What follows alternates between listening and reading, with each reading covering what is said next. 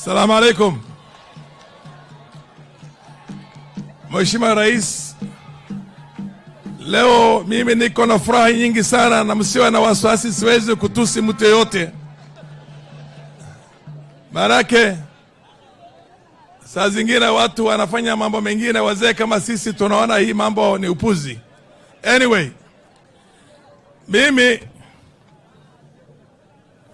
usinipe hiyo kiti yangu kidogo, nilikuwa kwa mkono. Niliweka wapi? Ilanguka. Wewe ndio unashika karatasi yangu, lete. Najua kawaida mzee anaitwa mwisho, lakini ndiko ameniita mapema. Anyway, Your Excellency, I have said before, and I'm going to repeat today again. In 60-something years of the history of this country, no president has achieved in 2 years what you have been able to achieve in the last 2 years. We were on the verge of having a currency collapse. Our currency was 160-something and progressively going down to 300. Ulifanya kazi mzuri sana, mambo mengi sana. You protected our currency. Today, our currency is transacting at about 129 to the dollar. Your Excellency, you brought in the universal health coverage. Even a country, first world country, the most developed, the most powerful economy in the world, the American economy, does not have a universal health coverage. This system is going to work, Shah and Chief is going to work, and it's going to be one of its own in this part of the world. But like any other thing, when you're starting something new, there are a little bit of teething problems. I'm telling Kenyans to bear with us while this thing is getting perfected. Your Excellency, you brought about a housing thing, which you mentioned yourself, but I'll repeat it again.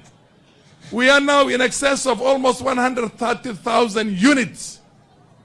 And for 60-something years, we've been trying to achieve that, and we never achieved anything.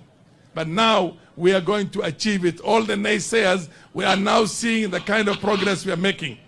Your Excellency, our education sector had a lot of challenges, and we did not know how we are going to deal with the additional teachers we need for JCC. And people were worried. You recruited almost 80,000 teachers in the shortest possible time, a feat that has never been achieved any time in the past in this country, and we want to congratulate you for that. Your Excellency, I was one of the founder members of what was called COTEPA in the parliament. In the 7th parliament, it's called Coffee and Tea Parliamentary Association. Coffee farmers were cutting their trees up until you came in as the president, and today, coffee farmers are laughing all the way to the bank.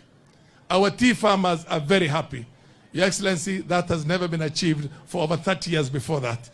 Your Excellency, we were importing maize from outside the country in the hundreds of thousands of tons. Today, we have such a powerful harvest, we are likely to export maize to other countries that are needing. We have a food security. Your Excellency, the sugar sector, for the longest I can remember, because I'm older than everybody here, we've been importing from outside the country every year sugar. For the first time, we are not importing sugar, and sugar farmers are getting dividends. Your Excellency, the list goes on and on and on. What happens in this country is that we go for one election. Once we're through with the elections, we start again the campaign for the next election because the political divide is too wide.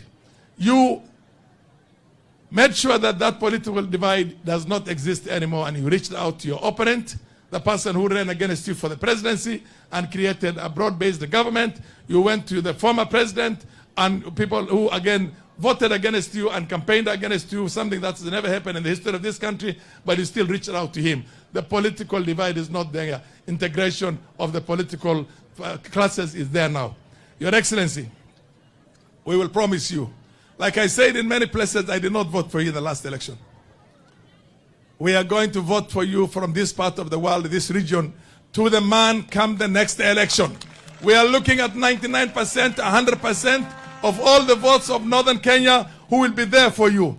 Your Excellency, we talked about, you directed that road design should be done from Garissa.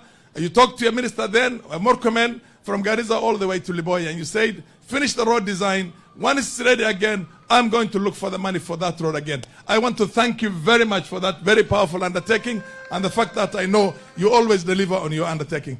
Your Excellency, you have done everything that needed to be done and even much more than that.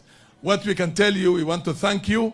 Na wale ambao wanasema hawataki maendeleo, wanataka mambo mengine. Ile mambo mengine wanataka ni shauri yao. Na nchi itaendelea, na wewe utaendesha jinsi umeendesha, na sisi watu wa mkoa hii, I forgot you directed also on the national grid.